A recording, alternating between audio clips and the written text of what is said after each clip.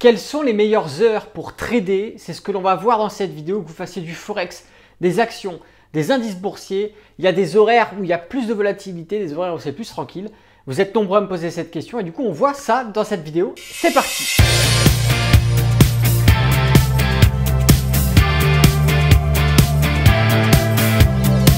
Bonjour à tous, c'est Alexandre, le trader indépendant, et dans cette vidéo, on va voir ensemble quelles sont les meilleures heures pour trader.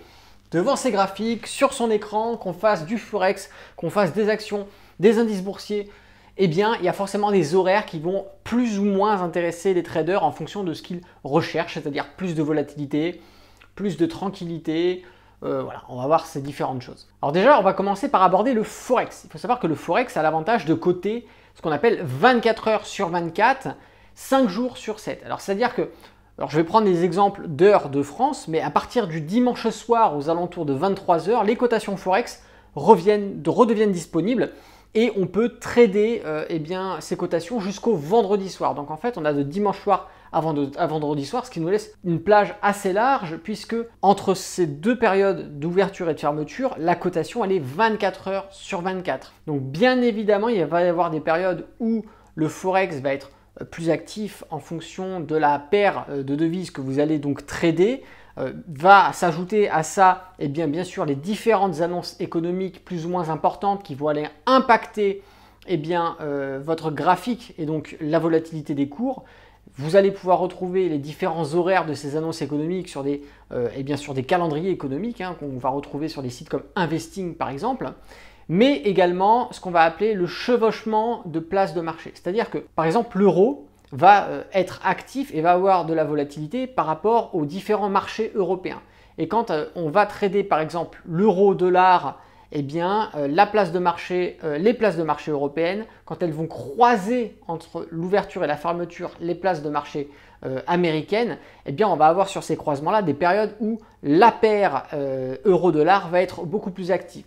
Et il est vrai, ça fonctionne exactement à l'identique avec d'autres paires de devises. Sur le marché des indices et des actions, je regroupe les deux en même temps puisque le fonctionnement est identique.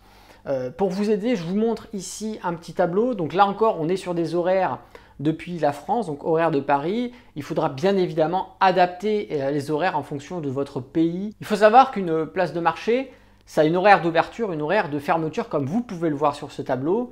Et bien évidemment, les horaires d'ouverture et de fermeture vont être différentes en fonction des places boursières.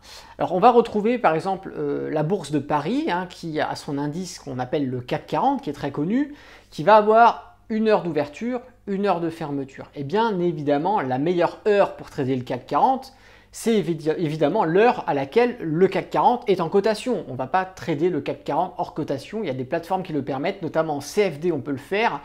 Mais le problème c'est que vous allez avoir moins de volatilité, plus de faux signaux et puis on va avoir des cotations qui vont être calculées par rapport à des formules bien spécifiques alors que quand le marché est ouvert, on récupère les ordres d'achat et de vente qui sont exécutés, qui sont mis en attente et on calcule l'ensemble du prix grâce à cela. Donc il est mieux, il est même très recommandé de trader sur les horaires d'ouverture des marchés. Maintenant, quelque chose qui est assez intéressant comme on le voit sur ce tableau, c'est que durant le fait que le CAC 40 soit en cotation, nous allons retrouver en même temps la bourse de New York.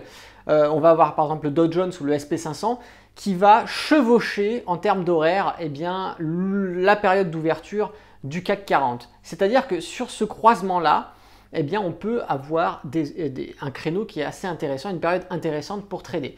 Je vous explique. On a ici la bourse de Paris, donc le CAC 40 qui ouvre à 9 h, fin de cotation 17 h 30. Et on va avoir également superposé par exemple la bourse de New York, ouverture 15 h 30 heure de France, attention, et fermeture 22 h. On va avoir du coup le CAC 40 qui ouvre à 9 h et qui clôture à 17 h 30. On sait que la période d'ouverture, c'est-à-dire que la première heure où ouvre un indice boursier, ça va être une période où il va y avoir beaucoup de volatilité. Donc c'est vrai que le début, entre 9 h et 10 h par exemple, on va avoir beaucoup de mouvements. Donc c'est une période à forte volatilité. On va avoir également, et superposé, la bourse de New York qui va également être ouverte à partir de 15 h 30 heure de France et qui va clôturer à 22 h. On a un chevauchement. On sait que sur l'ouverture eh bien, des places, ce que je vous ai dit, on va avoir beaucoup de volatilité. Donc la bourse de New York, la première heure d'ouverture, eh bien, il va y avoir beaucoup de volatilité. C'est une période à forte volatilité. Et vu qu'on a une superposition entre la bourse de Paris et la bourse de New York, eh bien, la volatilité de la bourse de New York va se superposer et impacter également la volatilité du CAC 40. Et donc, sur cette même période, sur le CAC 40, on va avoir une période à forte volatilité. Donc l'ouverture de la bourse de New York va provoquer de la volatilité chez la bourse de Paris, par exemple, qui sera ouverte au même moment, ou d'autres bourses qui seront également ouvertes sur la même période. Et c'est là qu'on voit que le fait de maîtriser ces horaires-là vont permettre aux traders qui souhaitent trader la volatilité d'être présents sur les bons horaires, ou au contraire, le trader qui ne souhaite pas être présent sur ces volatilités-là, de s'écarter de ces périodes-là pour trader des horaires un peu plus tranquilles. Pour ce qui va être des autres actifs boursiers, comme par exemple les matières premières,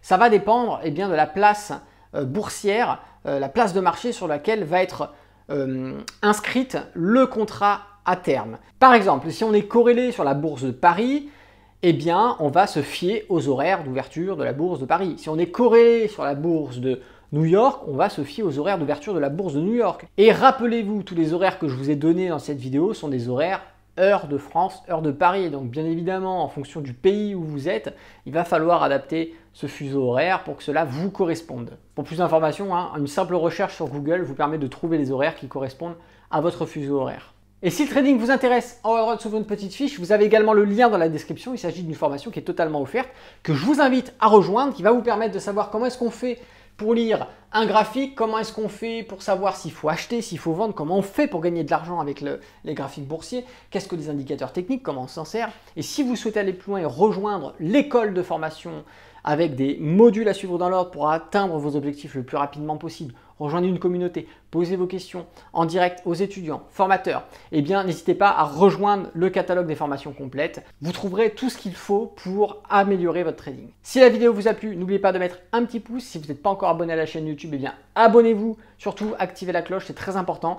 Et si vous avez une question, une remarque, une suggestion, je vous laisse le faire dans les commentaires sous cette vidéo. C'était Alexandre, le trader indépendant. Moi, je vous dis à bientôt pour une prochaine vidéo. Et d'ici là, tradez bien sur les marchés financiers. Ciao!